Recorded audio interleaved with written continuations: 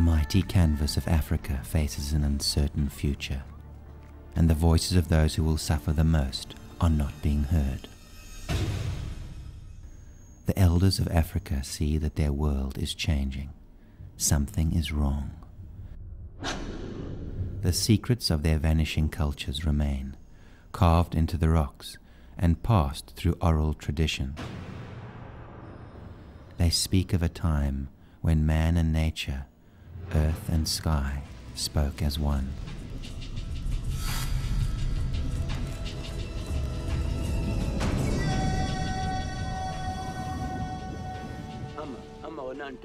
Amma, our God, has put human beings on earth. Everything humans need comes from the sky. The sky and earth are like man and woman. To understand the sky, you must understand the earth.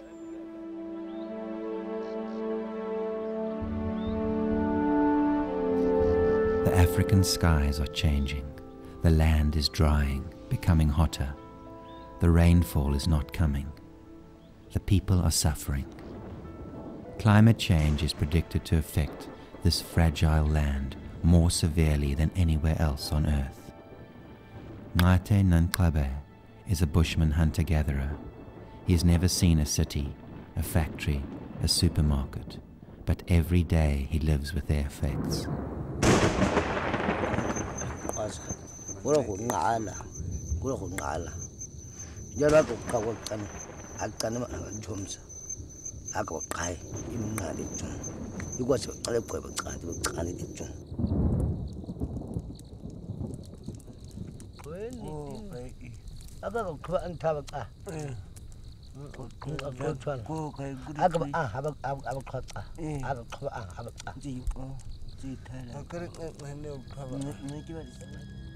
For thousands of years, the African people have looked to the sky for answers.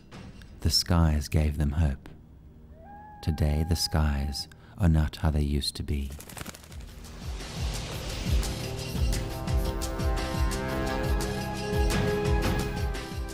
Global warming is changing the future of Africa. The growing deserts will force entire populations to move. Plants will not grow.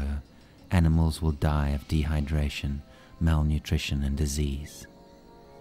It's estimated that more than 180 million people could die of causes directly related to climate change by the end of the century.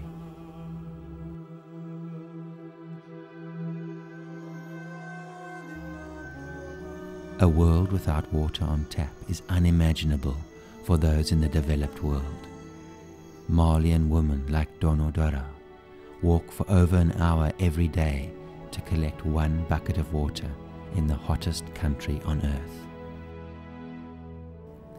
The value of each drop is huge. People in the developed world use almost 10 times more water per day than the average African. No longer can this pattern of disproportionate consumption be ignored, for we all sip from the same universal cup of precious resources.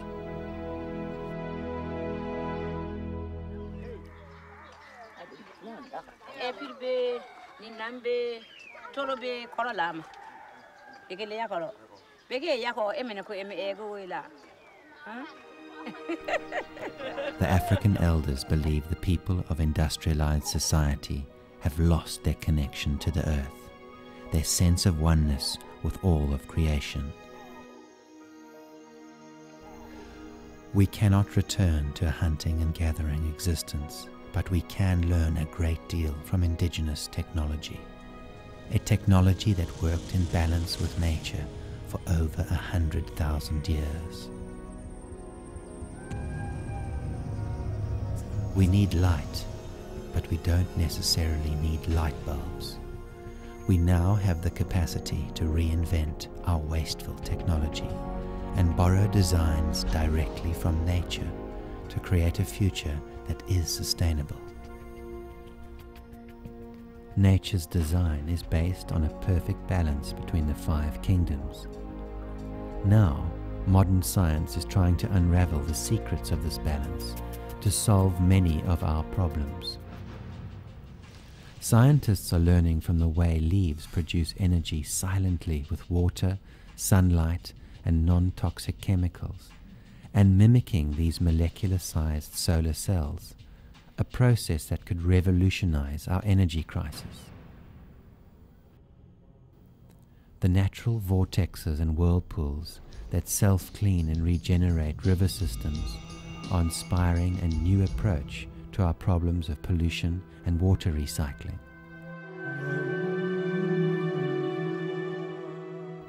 Nature's clever architects, the termites, build simple, self-cooling termite mounds that have already been mimicked to create effective temperature control in our urban environments.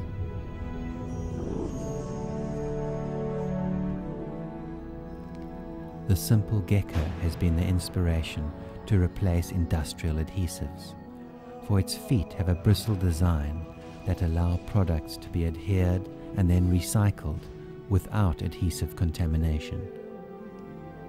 Almost every animal and plant provides an ingenious design that is far superior and more energy efficient than our present ways of living. The people living on the earth are responsible to keep the earth pure and clean, and the people on the planet must conserve whatever is on the earth, must use everything sustainably so that everything can keep on going for the coming generations. Africa is calling for us to design a new vision for the future of humanity. A vision that embraces earth and sky to carry us forward as one.